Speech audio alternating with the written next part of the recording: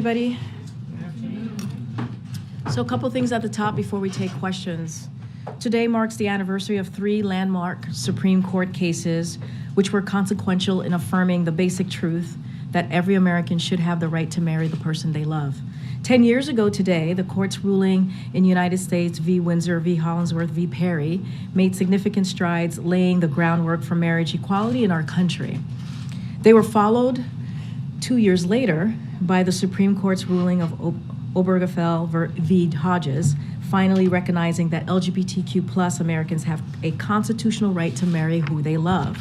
These monumental cases moved our country forward, and they were made possible because of the courageous couples and unrelenting advocates in the LGBTQ+ community who fought for these hard-won rights. Last year, President Biden was proud to build on their legacy by signing into law the Respect for Marriage Act, guaranteeing the rights and protections of LGBTQ+ and interracial couples, and he continues to call on Congress to pass the Equality Act to ensure equal rights under the law for all Americans. Our work is not over, but today we celebrate the progress that has been made, and we recommit ourselves to the work ahead. As you all know, this week, the entire Biden-Harris administration is highlighting the work we've done to grow the economy from the middle out and bottom up, not the top down. The president's economic strategy has powered the strongest recovery of any major economy in the world. This morning, you heard the president announce $40 billion towards ensuring every American has access to affordable, high-quality, high-speed internet. On Wednesday, the president will deliver a major speech in Chicago to highlight how his strategy of growing the economy by growing the middle class is delivering for the American people. Throughout the week and clearly next several weeks, you'll continue to hear from leaders across the administration on how the president's economic plan is delivering results for the American people. With that, as you all know, Admiral is here to answer any foreign policy questions that you may have on the news of the day. John, the podium's yours. Good afternoon, everybody. Look, I know there's still a lot of interest out there in events in Russia over the weekend, so just a few words at the top from me. As you all just heard from the president, the United States closely monitored those events, with President Biden receiving literally hour-by-hour updates from his national security team throughout the weekend, and those updates continue for him. On Saturday morning, the president convened a call with his top national security aides to discuss the developments and any impacts that instability in Russia could have as we prepared for a range of scenarios. And the president also convened calls with many of our allies and partners throughout the weekend, and those calls continue. National Security Advisor Sullivan, Secretary Blinken, Secretary of Defense Austin also spoke with a number of their counterparts as well. Now, as the president noted, it was important that both internally, here inside the administration, and externally, with our allies and partners, including with Ukraine, that we all shared our perspectives on what was going on, and we all stayed on the same page. We also made clear to all our allies and partners that the United States was not involved and would not get involved in these events, and that we view them as internal Russian matters. We delivered that same message to the Russians themselves through appropriate diplomatic channels. I'll emphasize, as the president did just a little bit ago, that it's too early to speculate on the impact these events might have or to reach any definitive conclusions, except one, of course, and that is that no matter what happens next, we're going to stay closely coordinated with those allies and partners, and we're going to continue to stand with Ukraine. As we're speaking here right now, Ukrainian forces are still fighting for their country. They're still trying to claw back captured territory. They're still taking, and they're still inflicting casualties. So whatever occurred in Russia this past weekend did not change those facts. Didn't change the facts for us, didn't change those facts for Ukraine. And they absolutely are not going to change our continued support. So with that, I'm happy to take a few questions. What implications do you expect this episode to have on Wagner's power and ability, both inside Ukraine as a fighting force? Can it continue to be a fighting force inside Ukraine, but also more broadly in Africa, where they have a big footprint? where does Wagner, do you think, go from here? Do you have any early read on that? No, we don't. And we don't know the answer to your question. It's just too soon to know. We recognize that Wagner still has a presence in Africa. I think we have worked to hold Wagner accountable. They are listed as a transnational criminal organization. We have sanctioned them. We will continue to take those actions that are appropriate to try to limit their ability to continue to sow chaos and violence wherever it is. But it's just too soon to know after the weekend's events where Wagner goes as an entity or where Mr. Prigozhin goes in terms of his leadership of it. Do you know where Prigozhin is? I don't. Ukraine is warning that Russia has completed preparations to potentially blow up the Zaporizhzhia nuclear power station. Is that your assessment as well? I'm not going to get into specific intelligence. I would tell you that we're watching this very closely, seen that reporting. We have, as you know, the ability near the plant to monitor radioactivity, and we just haven't seen any indication that threat is imminent, but we're watching it very, very closely. And more broadly, as Secretary Blinken said, this has exposed cracks in Putin's power. How concerned are you that Putin could now be more desperate, more unpredictable, to the point that he could take more extreme measures to try and maintain his grip on power? Yeah, I won't speak for Vladimir Putin or hypothesize about what next steps he might take or might not take. I think it's important to take a step back here and remember that the Russians still have tens of thousands of troops inside Ukraine. And that, as I said in my opening statement, there's still active fighting going on. The Ukrainians are still trying to claw back territory. The Russians are still vigorously trying to defend against those efforts by the Ukrainians, and casualties are being taken even as you and I are talking. And I think it's important to remember that. So what we're going to stay focused on is making sure that Ukraine can continue to succeed on the battlefield and not speculate about what this might or might not do on the political spectrum inside Russia. As President Biden said very well earlier, this is an internal matter for the Russian system. Go ahead, John. John, do you see President Putin as being weakened as a result of these events over the weekend? Again, we're focused on what's going on in Ukraine. This is an internal Russian matter. And I think it's important to remember that Mr. Putin still commands a very large and a very capable military. And the bulk of that military is across the border in Ukraine. And that military is defending itself against Ukrainian attacks. And we've got to stay focused on what really matters mostly in front of us, and that's helping Ukraine succeed on the battlefield. And that's what we're going to do. Whether there were U.S.-Russia military-to-military contacts over this? All I can tell you is that we, through various diplomatic channels, conveyed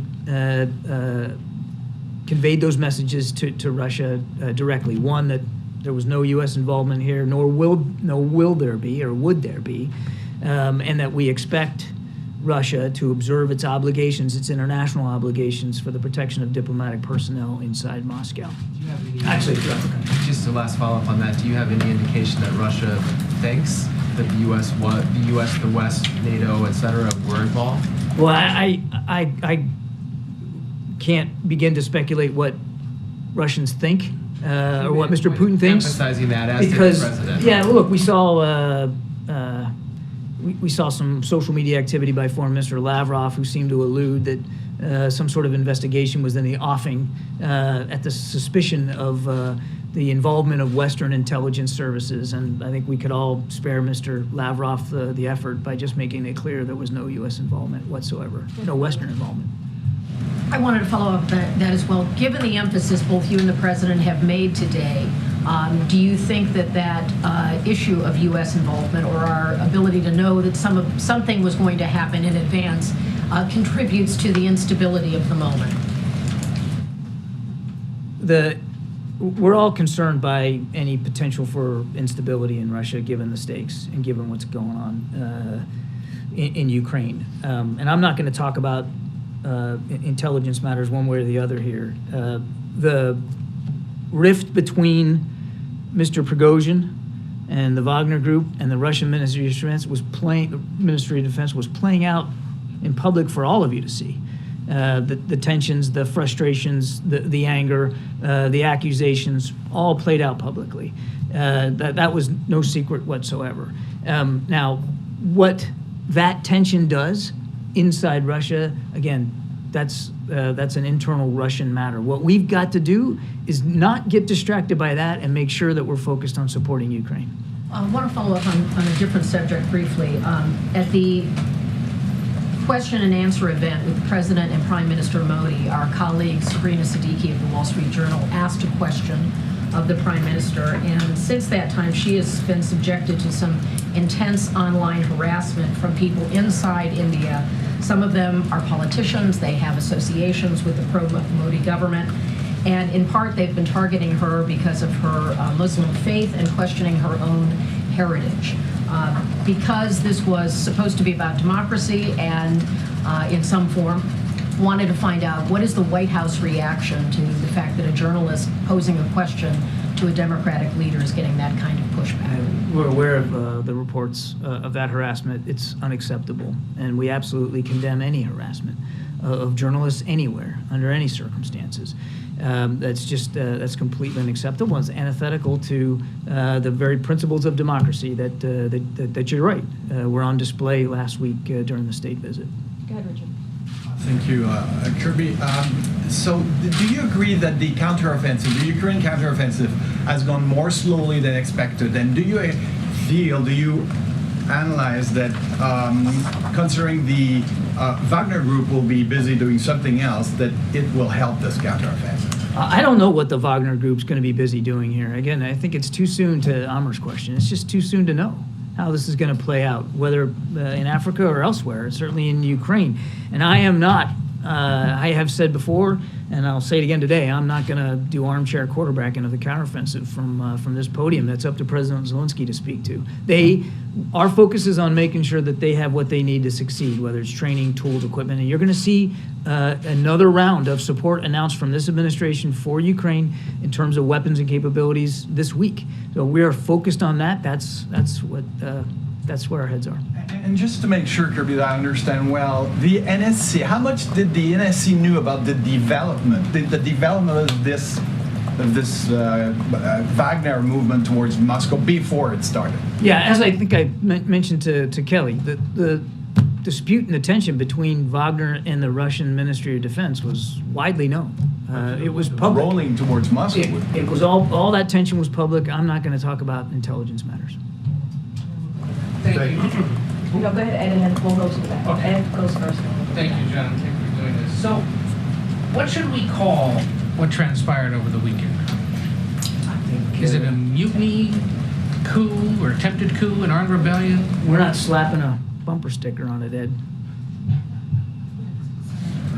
In the U.S. assessment, was the objective ever really to directly threaten Putin or the Kremlin? I'm sorry, can you say that again? In the U.S.'s assessment, was it ever the Wagner Group's intent to directly target Putin or the Kremlin?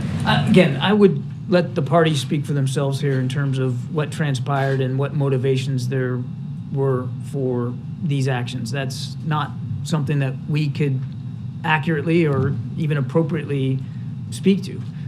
What I can speak to is we made sure that we lashed up early and have stayed lashed up with our allies and partners to make sure we all have the same kind of perspective on this and we're approaching it from the same way, and that we made appropriate communications with the Russians about their obligations to protect our diplomats and to make sure that they knew we weren't involved. You were describing early attempts to communicate with the Russians about what happened. Did they respond in real time to any of that outreach? There were appropriate diplomatic discussions that occurred over the course of the weekend, again, to send those two messages. So is the U.S. confident the Russians would be responsive in the event of a nuclear or other real crisis, given how they were this weekend?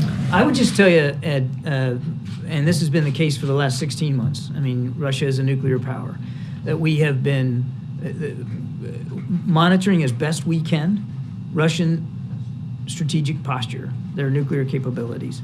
That continues. And we've seen no indication. Outside of the blustery rhetoric, we've seen no indication that there's any intent to use nuclear weapons inside Ukraine.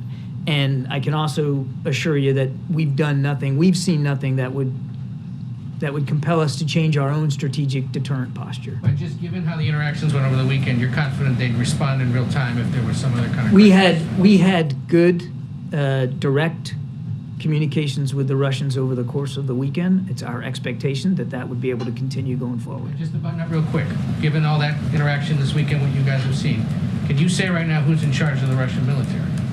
The Russian military, I mean, first of all, I wouldn't, it's not my job to speak for another military, but there's absolutely no indication that there's been any changes that we've seen in the chain of command for the Russian military forces.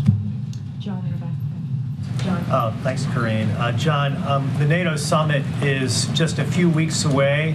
How have the events of this past weekend in any way changed or modified the agenda for the NATO summit? I think it's, again, too soon here. This just happened over the weekend. So I think I'd be fibbing to you if I told you that there was some sort of big agenda item changed because of what happened over the weekend. We'll have to see how this plays out. It's just too soon to know what the impacts are. It's going to be an important NATO summit regardless, because we are now, almost a year and a half into war here in Ukraine. We've got a new NATO member in Finland, and hopefully soon a 32nd member. So there's an awful lot on the agenda to speak to, and it's a critical time for the alliance. The president's looking forward to it. Does the administration subscribe to the view, as it relates to Russian leadership, who essentially leads that country, that the devil you know is better than the devil that you don't know? I'm not sure I completely understand the question, but let me tack it this way, and if I'm wrong... I can try a little bit. Okay, better if you like. because you lost me there a little bit on the devil stuff. Well, I'm sorry to get into that. I was just simply saying, would you prefer to have Vladimir Putin leading Russia, or an entity like the Wagner Group, or someone named from the Wagner Group leading the Russian government? We believe it's up to the Russian people to determine who their leadership is, and we would prefer to see Russia not invade their neighboring countries. We would prefer to see Russia, since they already did that, remove all their troops from Ukraine and end the war today, which they could do. That's what we prefer. Justin. Thanks. John, you said a number of times you've declined to comment on Putin's grip on power in Russia by saying it's an internal Russian matter. Is that a deliberate decision by the U.S. government to avoid contributing to the notion that the U.S. was somehow behind this, or does the White House simply not have an assessment at this moment of his grip on power? We're just not going to involve ourselves in speaking to an internal domestic Russian issue right now. We're staying focused on supporting Ukraine. I just want to disavow you of any idea that the reason why we're saying we weren't involved has something to do with not wanting to comment about the situation in Moscow and Mr. Putin's leadership. It was important to say it on the face of it, that we weren't involved, and we have no intention of being involved. What we are going to be involved in is supporting Ukraine. There's been Brent crude increase this morning. There was higher European natural gas prices. How closely is the administration monitoring potential energy price shocks as a result of instability in Russia? Been watching it since the beginning of the war, actually before the beginning of the war, and we'll continue to do that. April. John, I want to kind of get into the weeds off of Jeff's question on weakness.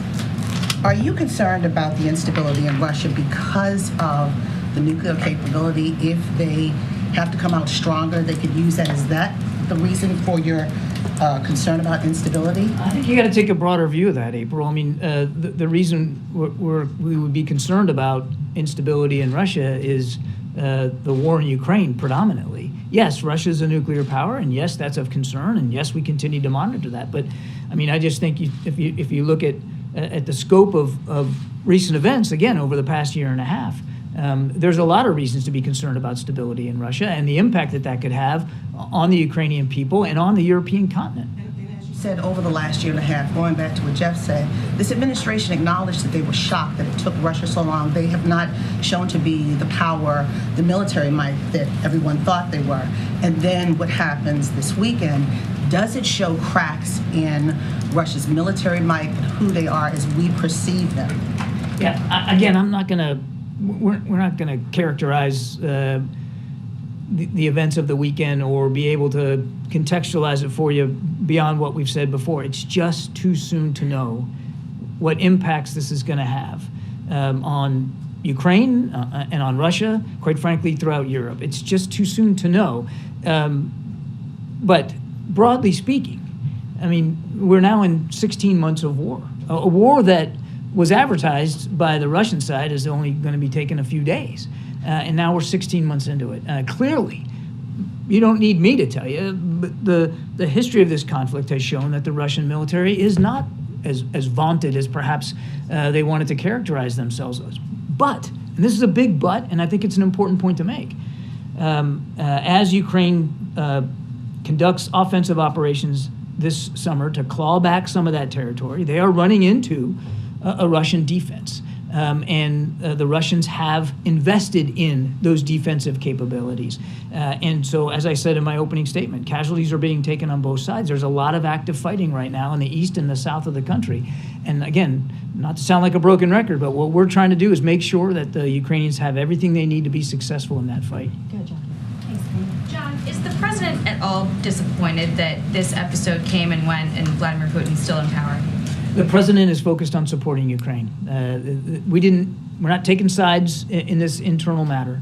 The president is going to make sure that we're staying focused on Ukraine. He did say, though, in March 2022, for God's sake, this man cannot remain in power. Regime and this change might have changed that. Regime change is not our policy. We've been very, very clear about that. What we're focused on is making sure Ukraine can succeed on the battlefield. What was his demeanor like when he was getting the hour-to-hour updates? Look, I wasn't with the president when he was getting these, so I'm not sure I'm qualified to speak to his demeanor. As you know, the president very keenly tracks foreign policy developments around the world. His national security team was giving him updates literally hour by hour throughout the weekend, and he was absorbing all that information and making sure that in the context of absorbing it, he was also sharing our perspectives with allies and partners. And as I said, those conversations, it wasn't just one and done. He's had several over the course of the last couple of days, and you're going to see that continue going forward. And one last one on the conversations with our allies. You had said we were not going to get involved in these events. We would not at any point. But if this had turned to a nuclear situation, what was the conversation with our allies about how that would be addressed? I wouldn't speculate on hypotheticals, Jackie. I wouldn't get into hypotheticals. They were talking about the situation as we were seeing it unfold. They were communicating with each other, our allies and partners, about their perspectives, what they were seeing, what we were seeing, sharing as much context as we could, and making sure that we all had sort of the same sight picture, and that we were basically all reacting in real time in roughly the same way. It was important for that to be the case, and so that's really where the focus was. On the nuclear thing, I mean, again, I'm not going to hypothesize here, but we continue to watch this very, very closely. We've seen a lot of reckless rhetoric coming out of the Russian side. We watch it closely. We just have seen no indication that Mr. Putin has any intention of using nuclear weapons inside Ukraine or anywhere else for that matter. And I can assure you we have done nothing to change our own strategic deterrent posture when it comes to that potential threat. John, just on Prigozhin's status, does the U.S. have any assessment on whether his safety was ensured as part of this deal, or is there a belief that his life could be in jeopardy? We don't know the parameters of this deal. We weren't a party to it. I'd point you to the parties to it to speak to the details of it. We just don't have visibility on that. And then just in terms of the war itself, do you have an assessment of just how much, to what extent the Wagner's forces have been diluted in Ukraine and what that might mean for the Ukrainian troops? Diluted with a D or diluted with a T? The T. Just in terms of the size of the force in Ukraine now, as opposed to last. Oh, it means siphoned off. Yeah, exactly. Yeah, it's unclear right now where the bulk of the Wagner forces are. I mean, we've seen some reporting, mostly through press and social media, that many of them moved back across into Ukraine. But we're not in a position to verify or validate those reports. So it's really unclear where they all are and where they all might go or what they might do in terms of the future. It's undisputed, of course, that Wagner played a role, particularly in the fight for Bakhmut. They were reinforced by Russian military forces, and that had a major factor on their ability to take that town. But as I have said many, many times. I mean, Wagner's approach here was just to throw bodies at the fight, largely ill-trained, ill-equipped, and poorly led, but just body after body after body, and they suffered a lot, tens of thousands of casualties just taking Bakhmut, all for a town which I've also said didn't have any strategic value to the Russians one way or another. Nadia. Thank you. Can you confirm that Mr. Prigozhin is in Belarus No. as Senator Warner seemed to indicate? I cannot. Okay. Can you give us your assessment of the group? Can it survive without him? Or do you think that he was a central figure, that he was able to control it, all its operation, whether it's in Ukraine or in Africa? I think I'd give you the same answer I gave Amr. It's just too soon to know what the future of Wagner is going to be. We're going to stay focused on the group. Of course, we have to. They do operate outside of Ukraine, and we have levied lots of sanctions against them, and we'll continue to hold them accountable as appropriate. Thanks, John. Earlier today, President Biden said that he would be speaking with additional heads of state this afternoon. I wonder if you can give us any details about who, the substance, the timbre of those conversations, about whether what he's trying to convey today is different or evolving from what he's trying to convey over the weekend. The call that he was alluding to earlier is to the Prime Minister of Italy, Prime Minister Meloni, and that call should be taking place just about now. We'll give you a readout when it's over, but it'll be very much in keeping with the kinds of readouts you've seen over the last 48 hours. John, Prigozhin, in his first message since all this went down, said that he wanted to avoid Russian bloodshed and that he marched in a demonstration of protests not to overturn power in the country. Does the U.S. buy that? We're not taking a position on Mr. Prigozhin's motivations. And then secondly, has the U.S. been able to corroborate the allegations that Prigozhin made that he says were the pretext for this attempted insurrection? He said that 30 Wagner fighters died after a Russian military attack on their position on Friday. Cannot confirm those reports. And then lastly, do you have any, I know you've said that you have no idea where Prigozhin is right now, is that correct? That's correct. What's your sense of where this goes? Do you believe that this is over now, that his attempted insurrection failed, it's not going to restart again, or are you still monitoring for the possibility that Wagner fighters might attempt something like this again? We don't know. We don't know where this goes or whether this is really the end, which is why we are going to continue to monitor it and why the president is still getting routinely updated and will in the coming days. And very quickly, do you have any sense of whether Ukraine was able to take advantage of this chaos over the weekend? I'm not sure what you mean by take advantage of it. Take advantage from a military standpoint in terms of their offensive in the east of Ukraine. Again, I would let the Ukrainians speak to their military operations. All I would say, and it's why I wanted to put it right up top when I started here, is that there's a lot of fighting going on in the east and south of Ukraine. They are still trying to get the territory back from the Russians, and they are still inflicting and taking casualties. So the fight goes on. Now, how much and to what degree in any given area that fighting was adjusted or changed, slowed down, or sped up as a result of the weekend, I just couldn't speak to it. Certainly nothing discernible from our perspective, but again, the Ukrainians would have to speak to their operations. Earlier today, the president said that he and allies had talked about planning for several different scenarios over the course of the weekend. Could you speak to some of those scenarios? No. And he and President Zelensky have communicated yesterday. Have they spoken today? Can you give us a sense of their conversations? There's not been another conversation with President Zelensky since the one that we've already read out to you that occurred yesterday. But as you heard the president say, he does expect to be speaking again with President Zelensky very, very soon. And of course, we'll read that out to you when it happens, as we always do. Thanks, John. The president earlier today, and you here, have broadcast the message that was sent by the West privately to Putin. Is there a message that you would send publicly to the people of Russia? This says, I think, the best thing I could do is point you back to the president's speech when we went to Warsaw several months ago.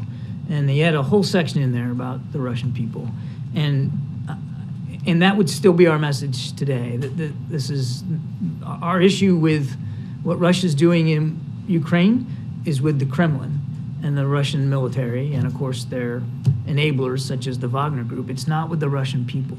It's not with the men, women, and children that live in that country, and who didn't make this rash and reckless and illegal decision to invade a neighboring country in a completely unprovoked way. Thank you. Can we just talk about the White House's assessment of other nations' reactions to whatever we're calling this thing over the weekend? Specifically, Tehran's reaction, Beijing's reaction, and New Delhi. Did Washington engage with any of those three? And then also, we know that the NSC had meetings in Copenhagen this weekend with BRICS countries. Can you just tell us what came out of that and whether they've adjusted their posture on it? So on your first question, as we have these conversations, certainly at the president's level or at the cabinet level, they will be read out to you. So I don't have any other conversations to speak to, and I certainly would not get into the business of characterizing another country's attitudes or reflections or perspectives. They can speak for themselves. We've been very focused on how we're looking at this and how we're tracking things. On the meeting in Copenhagen, I think you know the National Security Advisor attended virtually, and Senior Director for Europe, Amanda Sloat, was there in person in Copenhagen. It was a meeting called by the Ukrainians, hosted by Denmark, but it was a Ukrainian meeting, and it was really about having a discussion about the principles of peace and this idea of a just peace and where that can go and what's the right next steps to try to achieve a just peace in Ukraine. And it was a valuable discussion. I'm told productive and in a good variety of countries that were there, representing places from all over the world. Again, I'd let those countries speak for their participation and their takeaways, but our takeaway was it was worth the time and worth having that discussion. Thank you, Karine. Thank you, Admiral. What does the White House make? It's on the Middle East.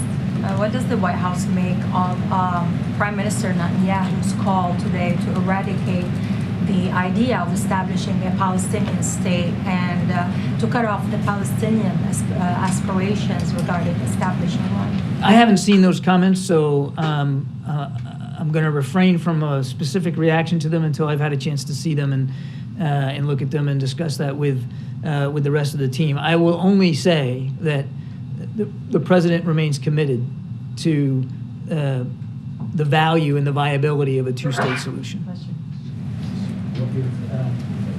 There is some concern in such countries like Poland and Lithuania, neighboring Belarus, about possible movement of Wagner's troop to Belarus. You just said that you don't know where they are, but will you be able to track them?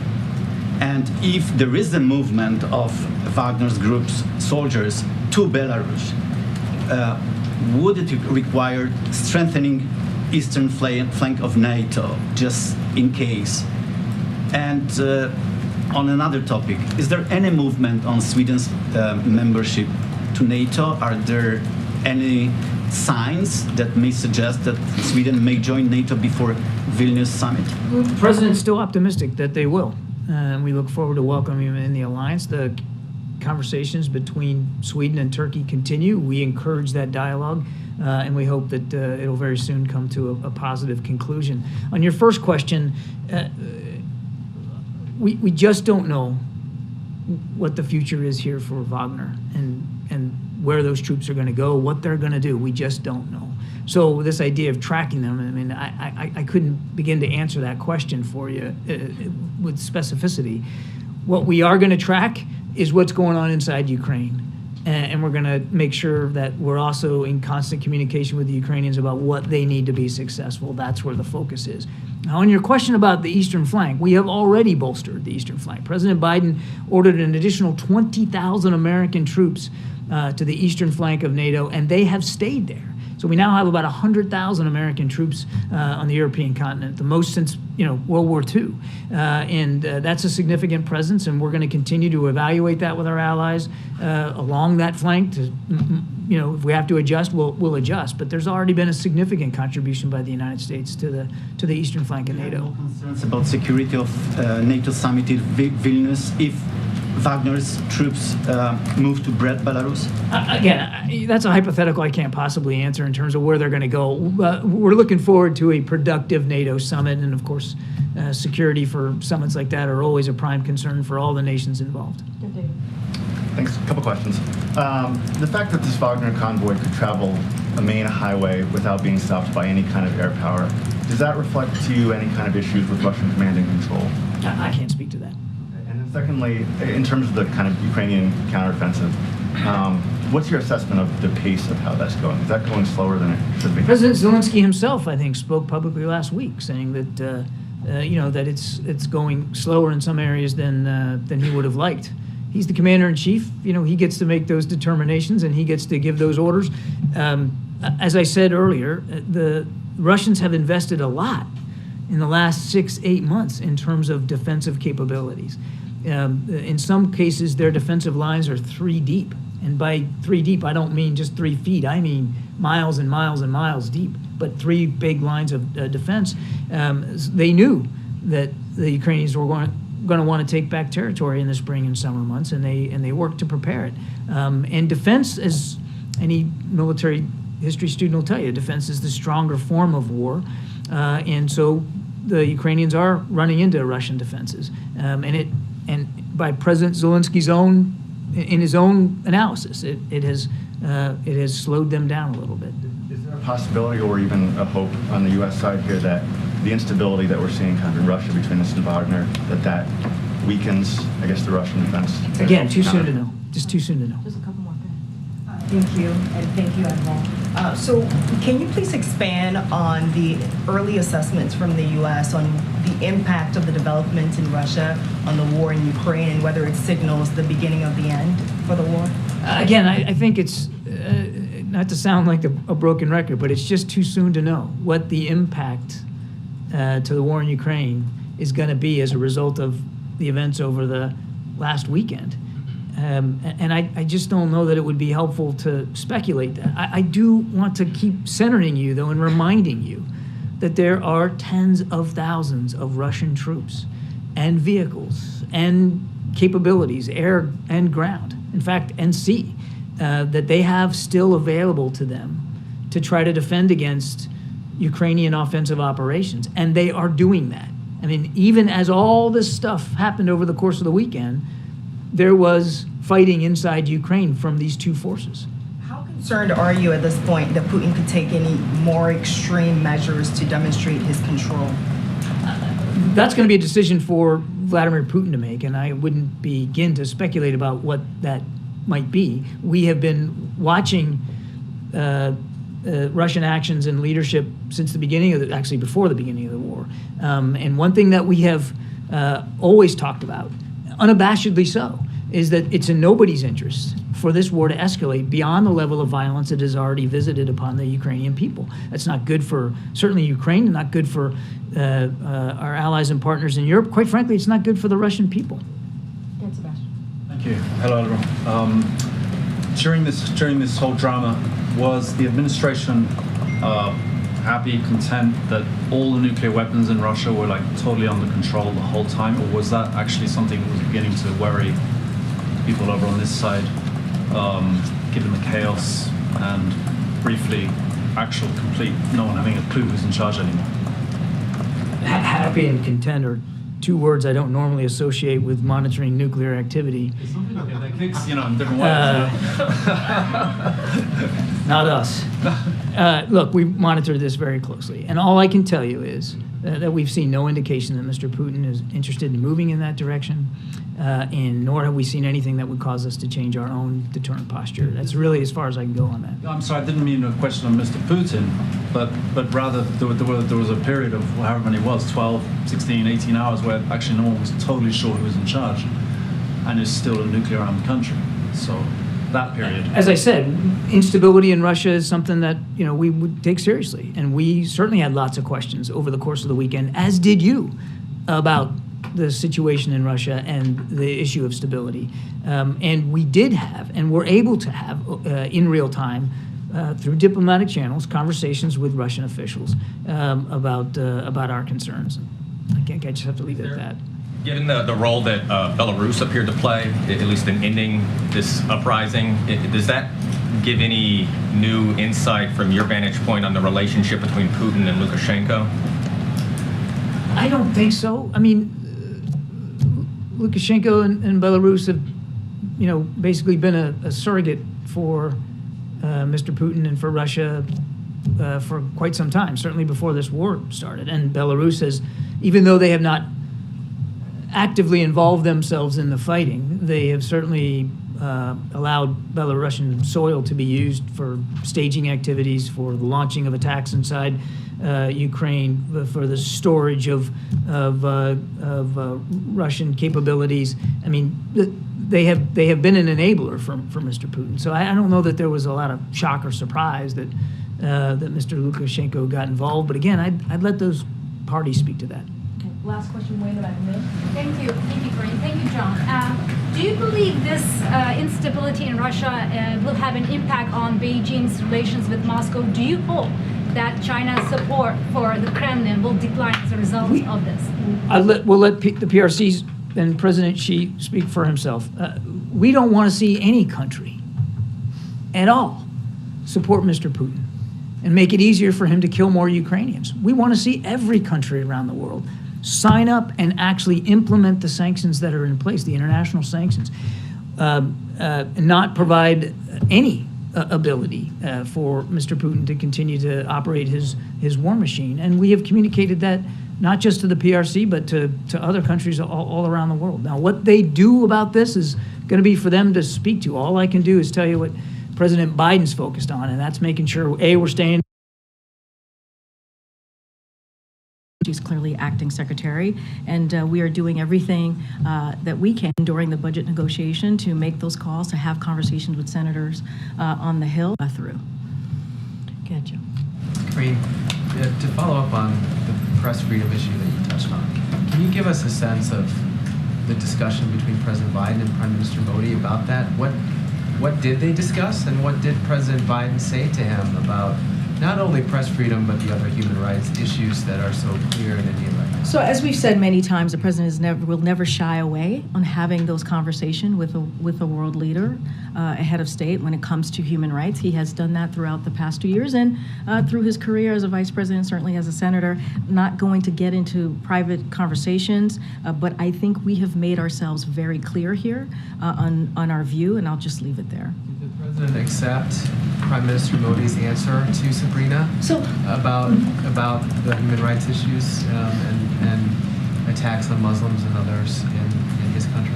We were asked this question last week on Friday, and I think that is for the Prime Minister to answer, and for all you all to critique or write about it. I'm not going to discuss that from here.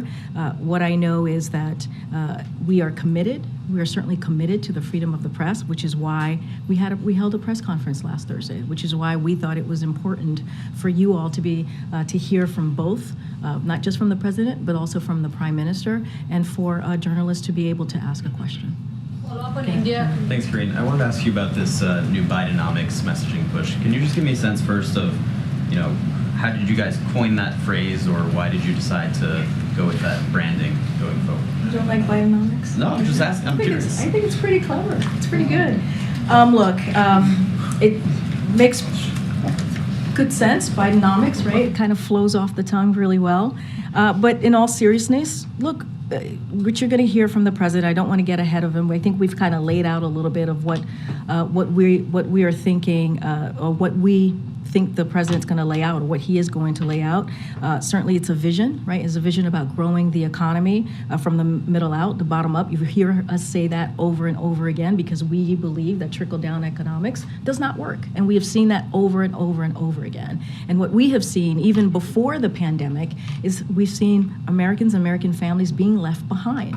And so one of the things that the data, if you look at the data and what we've seen from what the president has been able able to deliver in the last 2 years is an economy that's getting back on its feet, an economy that's actually delivering for the American people. 13 million jobs, unemployment rate at under 4%. When you think about wages going up, when you think about inflation at its lowest by more than 50% than it was a year ago, that's because of the work that this president has done. And he's going to continue to focus on what we can do to lower cost for the American people. And so that is incredibly important. Look, it's going to be a cornerstone speech, as you've heard me say. It's going to be an opportunity to talk about the historic progress, right, as we're talking about implementing those historic pieces of legislation. And so all of those things go hand in hand. And we believe that that is the vision of the president, and hence Bidenomics. Well, one of the reasons I ask is because, the latest CNN polling showed that just 34% of Americans approve of the president's handling of the economy. So is there a risk that this new branding could backfire? And are you confident that this new messaging push is going to change Americans' opinions of the president's handling of the So economy? we believe our job is to continue to speak to the American people, to lay out what it is that the president is doing on behalf of American families.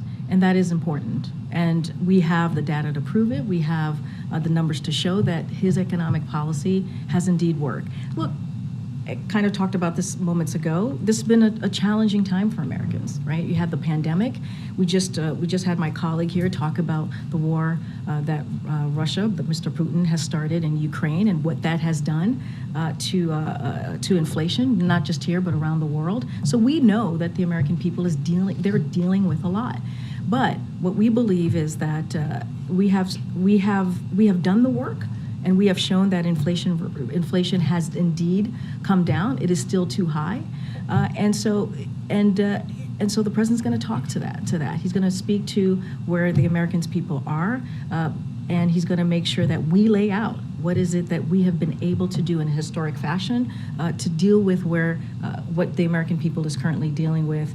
But look, 13 million jobs, again, when you think about how Americans feel better about their personal finances, that is important. When you think about wages are going up, when you think about the really good paying, millions of good paying jobs, that union jobs that his policies are going to create, all the things are really incredibly important. So the president's going to continue to speak to that.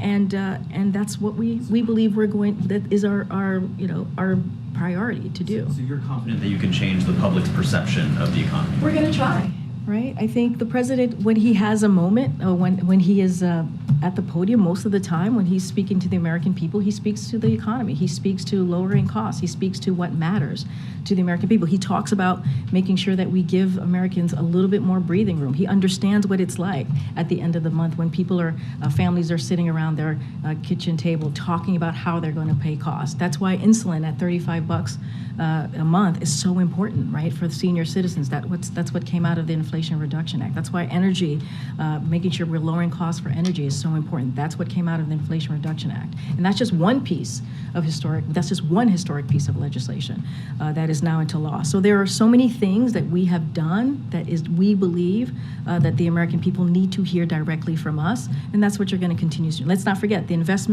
in America tour, right? This is we're about to launch the second part of that tour, where cabinet secretaries, you're going to see the principals are out there talking to the American people. So we believe it is important for us to do that, and that's what you're going to see. Yeah, Steve. Follow up to Jeremy's question. Should we view Bidenomics as a response, answer to, or opposite of Reaganomics? I mean, look, we believe Reaganomics doesn't work. We've been very clear. We believe that a trickle-down economy doesn't work. It has not worked. That is shown to be the case for decades now. And so what we have been very clear, you hear me say this all the time, building an economy from the middle out and bottom up. That's what we want to do. And every piece of historic legislation speaks to that, speaks to what the president wants to do, very loud and clear in a historic fashion. Some of them in bipartisan way. We think about the infrastructure legislation, right? And what that has been able to do, bringing both sides together, making historic investments in our roads and our bridges. The president just talked about broadband this morning, historic investment in broadbands to communities that have been left behind when we talk about that. And so all of these things are important. And so he is, if you will, reimagining how we should build an economy. transforming how an economy should look like for the better, so that we, again, do not leave anybody behind. And it's not about just blue states. It's about blue states, red states, rural America, urban America. It's about everyone who he believes he is the president for. I will just follow up. Historians view Ronald Reagan as a top 10 president in their own surveys. He left office with a better than 60% approval rating. It's argued, you don't have to agree, I'm sure the president doesn't, but many people believe that Ronald Reagan's record, his economic record, propelled the country to prosperity, born in America, late 1980s growth, propelling it for growth of the 1990s.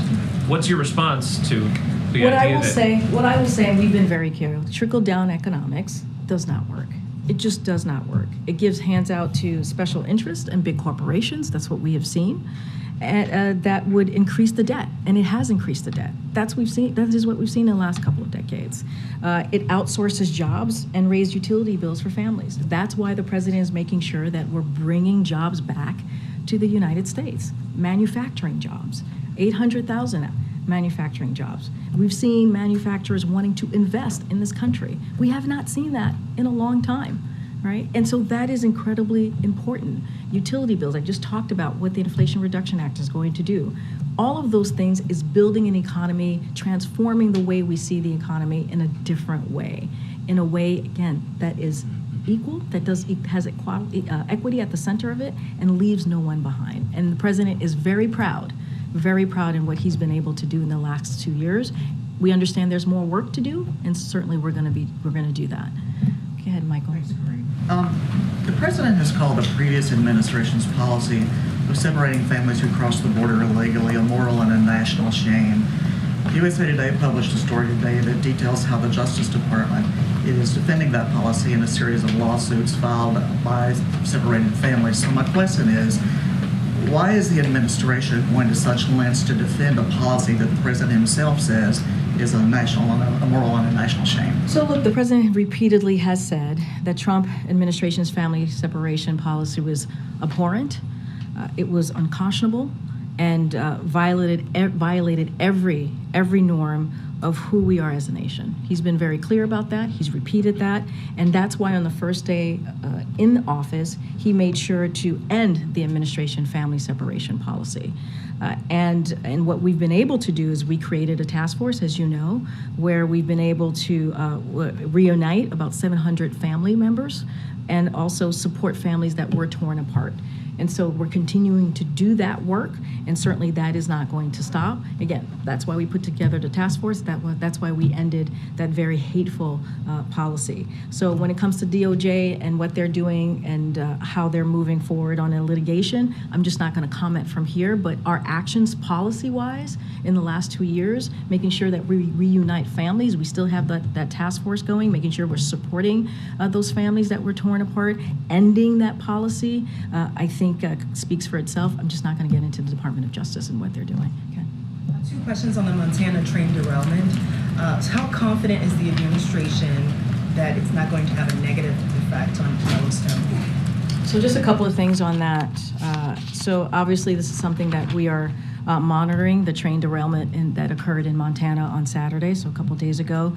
The preliminary water sampling conducted by the Montana Department of Environmental Quality and the EPA have not shown any risks to the public drinking water, which is obviously important to the community, to the state of Montana. EPA, Montana DEQ, and Montana Rail Link are actively monitoring water quality, and federal agencies, including the EPA and DOT, are coordinating with the governor's office and local officials to assist in the response. And obviously, as always, whenever something like this happens, the White House is ready and to offer any federal assistance. And certainly, we are in regular communications with government officials on the ground. On the heels of this and East Palestine, is there anything more the president can do to prevent more of these from happening? Well, I know the Department of Transportation certainly has been looking into this and evaluating these types of derailment. So I would certainly refer you to them. And I know that Secretary Buttigieg has taken this very seriously, as has the president. So we are doing everything that we can to address this issue of derailment across the country. But as it relates to Montana, as it relates to even East Palestine, that community, we certainly were all hands on deck in making sure that we provided what the community needed. And in this most recent situations, we are here to offer any federal assistance that the state of Montana might need. Okay, go ahead, John. Thanks a lot, Karine. Over the weekend, Speaker McCarthy floated this idea of launching an impeachment inquiry targeting Attorney General Merrick Garland. And the focus here, according to the Speaker, would be Merrick Garland's weaponization of the DOJ. What's your reaction to that idea? So as you've heard me say repeatedly over and over again at this podium, is that the president respects the Department of Justice independence. He respects the rule of law, and that is what you're going to see under this administration. So I'm not going to speak to anything that is related to that piece. But I will say more broadly, look, we've been very clear. I just laid out. We talked about Bidenomics. I was just asked by one of your colleagues why the president is focusing on this, why he's having this conversation with the American people, why we have coined this term. That's because the president believes that we have a lot of work to do for the American people, that this is the priorities of the American people, making sure we continue to build on the success that we've seen the last 2 years, continue to lower costs, making sure that we're implementing those historic pieces of legislation. Clearly that is now law. The bipartisan infrastructure legislation, when you think about the CHIPS and Science Act, when you think about the Inflation Reduction Act, all of these pieces of legislation that are now law, clearly, are incredibly important. And so that's what the president's going to talk about, investing in America. And it's unfortunate that congressional Republicans want to continue to focus on an issue that that's not their priority. They want us to move in a bipartisan way on everything that I just laid out. We saw that in November in the midterm election, and that's what they want to see. And we would welcome congressional Republicans to join us on working on behalf of the American people, working on the priorities that they care about, working on lowering costs for American families across the country. If the Republican-led House goes down this path, they have the numbers, if they wish to do so, to impeach the Attorney General. They don't have the numbers, however, just based upon the makeup of the Senate. Would you say, Karine, that this is a waste of time on the part of congressional Republicans? What I will say is basically what I just laid out seconds ago, John. It's just this is not the main priority of American families. They want us to come together in a bipartisan way to work on the things that they truly care about. When it comes to the Dobbs decision, right? When it comes to reproductive rights and reproductive health care, when it comes to making sure that we are working and focusing on lowering costs for American people. That's what they want us to see. That's what they want us to come together in a bipartisan way to deliver, to build on the successes that this president has done the last 2 years. Good. Thank you, Karine. I've got 2 quick questions. Florida Governor Ron DeSantis is on the border, and he is escalating his attacks against the Biden administration, who, in his words, he calls, quote, the critical link in an illegal transnational human smuggling syndicate. I'm wondering if the White House has any response to that kind of rhetoric. Wait, say that one more time, because I have not heard his remarks. The governor says that the White House, in his words, is the critical link in an illegal transnational human smuggling syndicate. So I'm going to be careful because, yes, he's the governor, but he's also a candidate, so I'm bound by the Hatch Act, so I'm going to be incredibly careful, and I'm not going to comment on campaign matters. What I can speak to is more broadly. And, I will remind you that congressional Republicans just voted.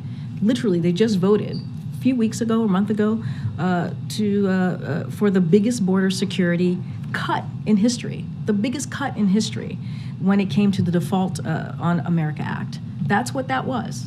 Part of that act was to cut border security, and that's what they voted on. And meanwhile, what this president has done, he has secured record funding for border security. He has record number of agents and officers securing our border and is implementing policies that have resulted in significant drop in unlawful border crossing since Title 42. That is what the president has done. And so, I'm, again, going to be very mindful in how I respond. But speaking more broadly, I would say the question is to not us, but it is to congressional Republicans and what they have done to make this situation even more difficult by cutting the budget for by voting to cut the budget for border security and not supporting this president in what he's been trying to do. Question. It's not unusual for presidents to invite members of their family to official White House functions, like the state dinner last week. I'm curious, though, in light of some of the recent legal controversy, if the president communicated to members of his family not to conduct business on White House grounds. Can you tell us about any kinds of guardrails that are up? So look, I'm going to be, again, very mindful because this is all connected to a case that the DOJ is currently overseeing. So I'm not going to comment on that specifically. But as you know, and we have laid out very early on in this administration, when it comes to ethics, when it comes to how we all kind of move about and how we respect clearly the government ethics here. This is an administration has been incredibly transparent on that and has put some very strict rules. And so I can speak to that. I can speak to how the president has moved forward in making sure that the people who work for him and himself are held to kind of a strict course of action. But I'm not going to speak to anything that's related to the case. I'm going to Anything about guardrails for the president's family? I'm just not going to speak to anything that's related to this case. Do any guardrails exist? I'm not going to speak to anything that is related to this case. As you stated, there are we've had when it comes to ethics, we take that very, very seriously here in this administration. Thank you, everybody.